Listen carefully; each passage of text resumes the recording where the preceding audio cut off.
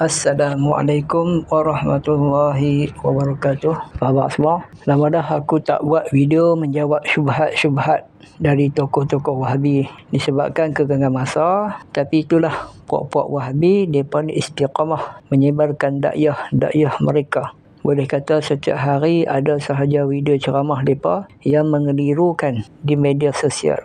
Jadi mau tak mau kita kena jelaskan juga kepada masyarakat tentang kekeliruan yang disebarkan oleh tokoh-tokoh Salafi Jadian ni.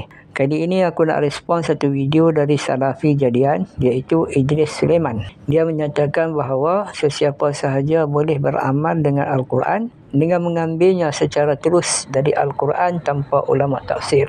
Sebelum respon, kita tengok video dia dulu.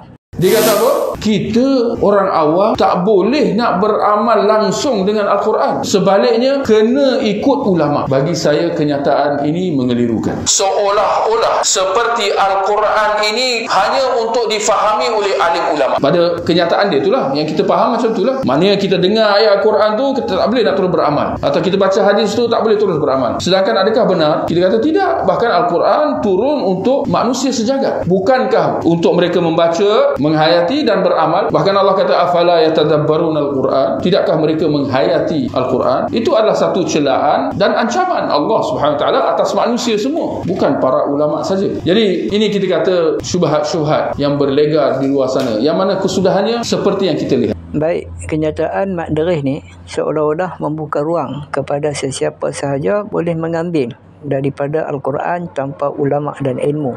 Sedangkan ini sangat dilarang, kerana Quran bukan kitab biasa yang boleh dipahami bodoh-bodoh macam tu je. Sekiranya diberikan kebebasan, maka ramai yang akan sesat kerana salah faham dalam memahami Al-Quran. Nabi SAW bersabda, sesiapa yang berkata sesuatu pada Al-Quran dengan menggunakan pendapatnya sendiri, maka sedialah tempatnya di dalam neraka. Riwayat At-Tirmizi, hadis nombor 2951, daripada Jundub bin Abdullah radhiyallahu anhu bahawa Nabi SAW bersabda, man qala fi kitabillah azza wa jal bi ra'yihi fa asaba faqad akhta'a. Maksudnya, barang siapa yang berkata, yakni menafsirkan pada kitab Allah azza wa jalla dengan menggunakan pendapatnya tanpa ilmu, meskipun benar pendapatnya itu, maka dia telah melakukan kesilapan. Riwayat Abu Daud, hadis nombor 3625. Kata Abu Hurairah radhiyallahu anhu, sesiapa yang menafsirkan Al-Quran menurut pendapatnya sendiri, sekiranya tafsiran itu betul, dia tidak akan mendapat pahala. Sekiranya tafsiran tersebut silap, akan dipadamkan cahaya dari jantung hatinya. Imam Nawawi rahmatullah alaih berkata, diharamkan menafsirkan Al-Quran tanpa ilmu dan bercakap tentang maknanya bagi orang yang tidak berkelayakan, dan hadis berkanaannya cukup banyak.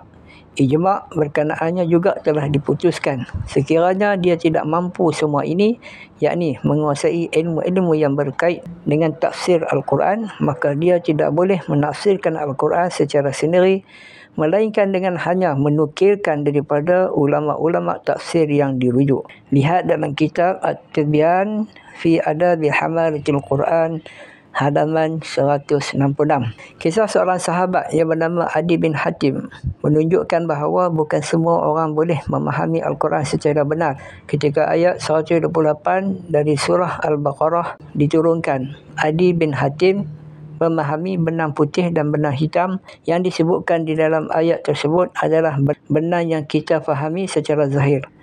Kemudian Nabi SAW kita menjelaskan bahawa maksud benang putih hitam itu adalah perumpamaan siang dan malam. Kalaulah seorang sahabat yang berbangsa Arab seperti Adi bin Hatim pun boleh tersalah memahami maksud Al-Quran, apatah lagi kita yang bukan Arab ini, ada hati nak ambil terus daripada Al-Quran. Macam burung unta nak terbang ke bulan hanya berbekalkan confident. Kesimpulannya, kenyataan Mak Derih ni menyimpang dari ajaran hadis dan pandangan ulama-ulama muktabar.